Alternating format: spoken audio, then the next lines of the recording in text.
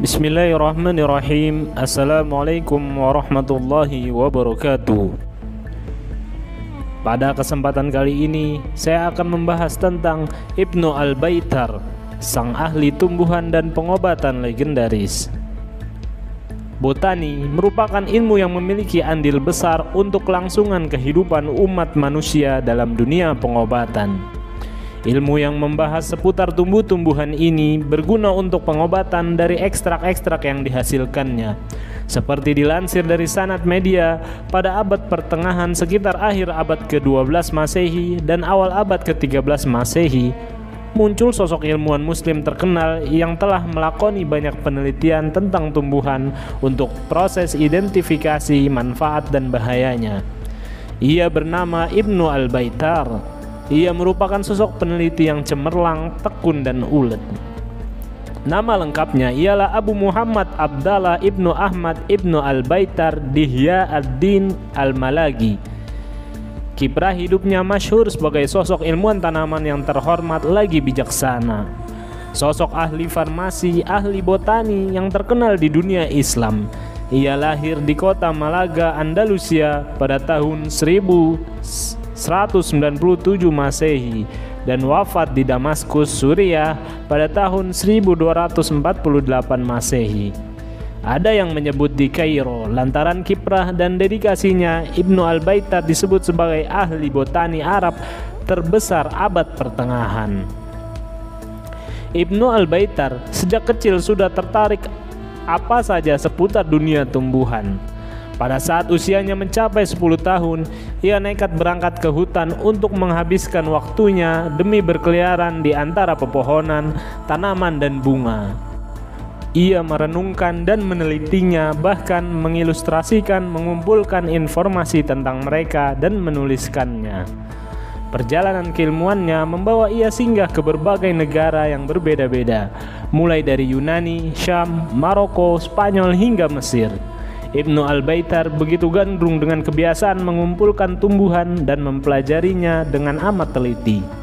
Bahkan siapa saja yang memiliki kapasitas keilmuan mengenai sejarah alam tanpa gengsi dan merasa tinggi, Ibnu Al-Baitar akan menuntut ilmu pengetahuan darinya.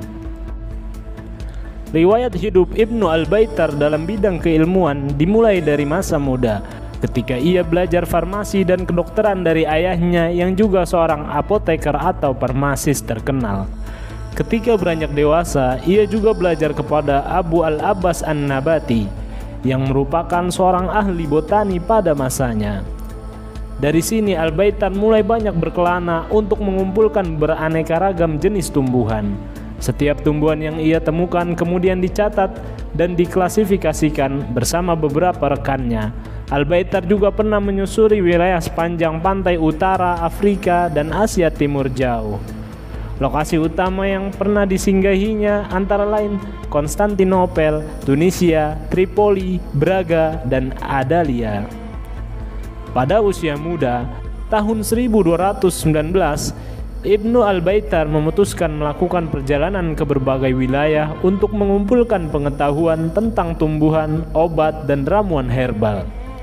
Ia melakukan perjalanan ke Spanyol, Maroko, Mesir, dan wilayah Timur Tengah lainnya.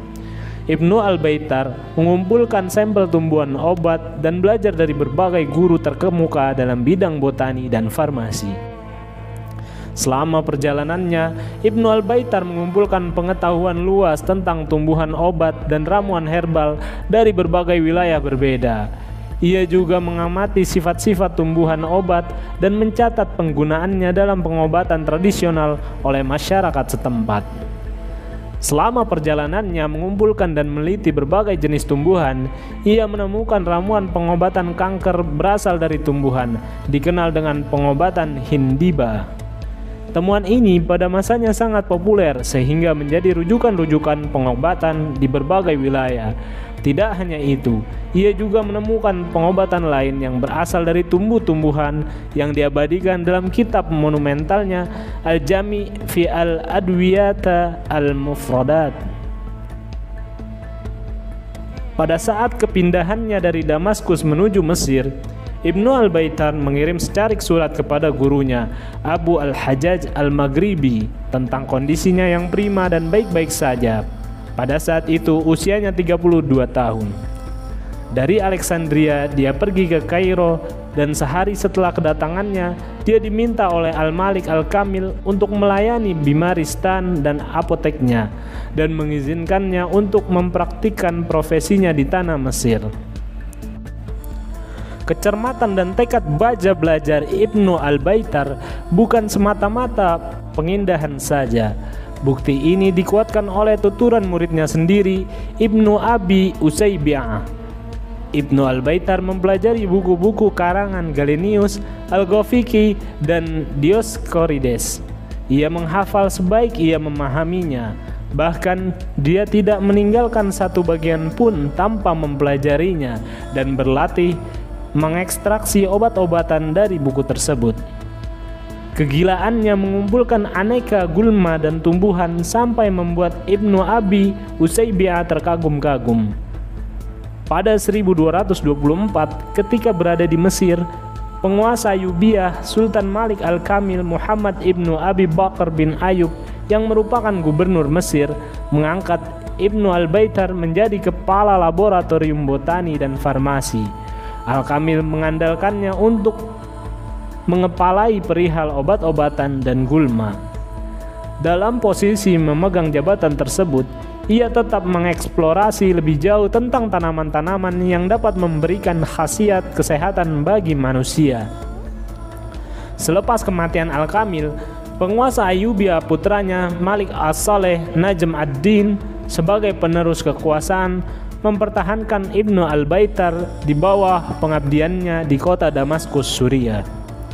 Selain itu, Ibnu Al-Baitar juga menambah kekayaan ilmu pengetahuan dengan menulis buku-buku terkemuka tentang tumbuhan yang sukses membantu dan memajukan ilmu pengetahuan serta menunjukkan manfaat tumbuhan untuk pembuatan obat-obatan.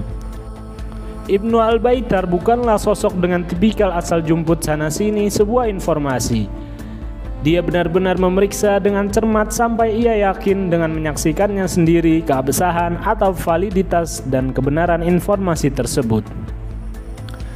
Karya-karya Ibnu Baitar berasal dari penelitiannya terhadap berbagai macam tumbuhan dan rumput-rumputan. Hasil penelitian tersebut kemudian dimasukkan ke dalam buku-bukunya dan kemudian masih dilengkapi dengan komentar-komentar panjang. Buku-buku Ibnu Baitar ini kemudian menjadi rujukan penting bagi ilmu botani pada abad pertengahan. Kontribusi Al-Baitar merupakan hasil observasi, penelitian, serta pengklasifikasian yang telah ditekuni selama bertahun-tahun. Hasil jeripayahnya terbukti sangat berpengaruh pada perkembangan ilmu botani dan kedokteran di Eropa maupun Asia. Kitab-kitab penting Ibnu Al-Baitar: Al-Jami' lil Mufradati Al-Adwiyah wa Al-Aghdiyat. Sumbangsi utama Al-Baitar adalah kitab Al-Jami' fi Adwiyah Al-Mufrada. Buku ini sangat populer dan merupakan kitab paling terkemuka mengenai tumbuhan dan banyak berkaitan dengan ilmu pengobatan Arab. Dalam buku ini, Ibnu Al-Baitar menyebutkan segala sesuatu yang berhubungan dengan obat-obatan, nama-nama mereka, apa yang dikandungnya dan apa manfaatnya, dan gejala apa yang diduga terjadi. Karya ini terdiri dari 1.400 tumbuhan obat yang diidentifikasi dan dideskripsikan dengan rinci, termasuk nama-nama lokal, sifat-sifat farmakologis, dan indikasi penggunaan. Dari sekian banyak ramuan obat yang disajikan dalam kitab tersebut, 300 ramuan obat merupakan murni penemuan Ibnu Al-Baitar melalui penelitian panjang. Karya Ibnu Al-Baitar menjadi salah satu referensi terpenting dalam bidang farmasi dan kedokteran selama abad pertengahan.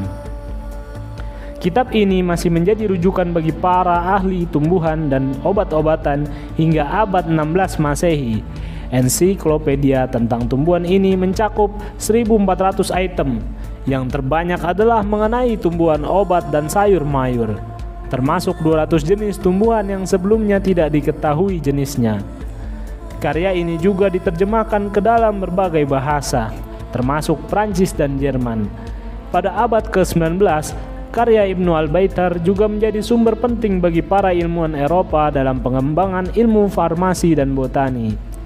Kitab tersebut menjadi dirujuk oleh 150 penulis. Kebanyakan berasal dari Arab dan dikutip oleh lebih dari 20 ilmuwan Yunani sebelum diterjemahkan ke bahasa Latin serta dipublikasikan tahun 1758.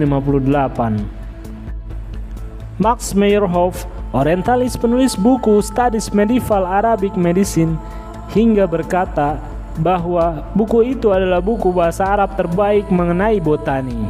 Ia mengandung banyak pembahasan lebih dari 150 buku yang sebagiannya bahasa Yunani, dengan verifikasi, catatan, dan revisi.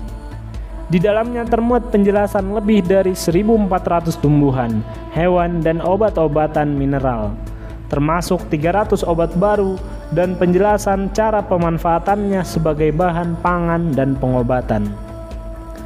Sanjungan lain juga datang dari orientalis kebangsaan Jerman, Sigrid Hanke. Dia adalah si jenius Arab terbesar dalam bidang botani. Penjelasan tentang 1.400 tumbuhan obat dengan menyebutkan nama dan metode penggunaan itu sangat luar biasa. Sementara orientalis Ruska mengatakan atas otoritas karya Ibnu Al-Baitar, buku Al-Jami itu penting, berharga, dan memiliki pengaruh yang besar pada kemajuan botani. Al-Mughni fi Al-Adwiyat Al-Mufradat.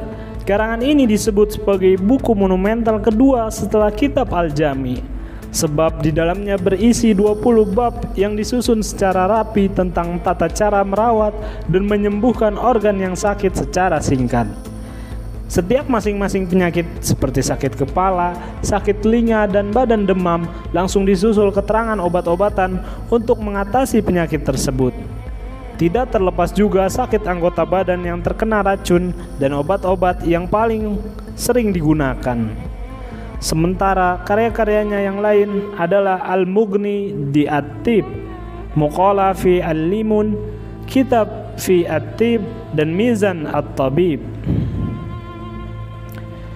Integritas ilmiah Ibnu Al-Baitar ketika menulis buku dan pengambilan putusannya didasarkan pada pengalaman langsung, sehingga sewaktu dia menulis buku Al-Jami sampai merujuk pada 50 buku dan 20 diantaranya buku Yunani. Metode ilmiahnya dicirikan oleh kesadaran kritis dengan komitmen penuh pada objektivitas. Misalnya saja ketika ia menulis, secara runut dan runtut disebutkan di mana obat itu muncul, manfaat yang terkandung, dan membatasi bagian yang semestinya dibatasi dengan poin-poin yang tepat agar tidak melebar kemana-mana. Langkah ini diambil sebagai antisipasi kebingungan atau distorsi bagi mereka yang menyalin ataupun yang hanya membaca buku-bukunya. Sebab kesalahan menyangkut obat bisa berdampak buruk bagi kehidupan masyarakat.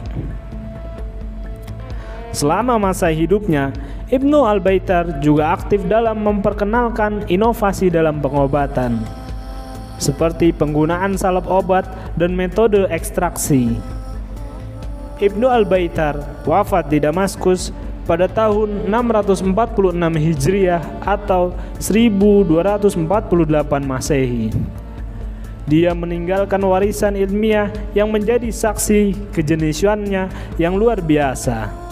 Meskipun Ibnu Al-Baitar meninggal pada 1248, warisan ilmiah dan kontribusinya dalam bidang farmasi, botani, dan pengobatan masih dihargai dan diakui sampai saat ini. Wallahu a'lam bishawab. Wassalamualaikum warahmatullahi wabarakatuh.